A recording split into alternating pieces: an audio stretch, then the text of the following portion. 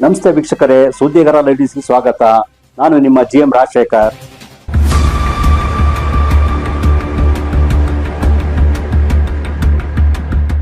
ಚಿಕ್ಕಮಗಳೂರು ಜಿಲ್ಲೆಯ ಶೃಂಗೇರಿ ತಾಲೂಕಿನ ಮತ್ತಿಮರ ಗ್ರಾಮದ ಬಳಿ ಸಾಗುತ್ತಿದ್ದ ಒಣ ಹುಲ್ಲಿನ ಲೋಡ್ಗೆ ಅನಿರೀಕ್ಷಿತವಾಗಿ ವಿದ್ಯುತ್ ತಂತಿ ತಗುಲಿ ಬೆಂಕಿ ಅವಘಡ ಸಂಭವಿಸಿದೆ.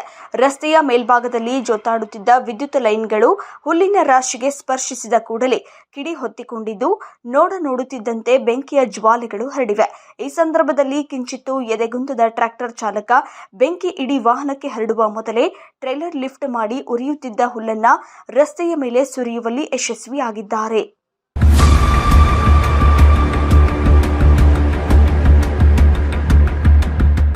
ಚಾಲಕನ ಈ ಚಾಣಾಕ್ಷ ನಡೆ ಹಾಗೂ ಸಮಯ ಪ್ರಜ್ಞೆಯಿಂದಾಗಿ ಟ್ರ್ಯಾಕ್ಟರ್ ಮತ್ತು ಎಂಜಿನ್ ಸುಟ್ಟು ಕರಕಲಾಗುವುದು ತಪ್ಪಿದೆ.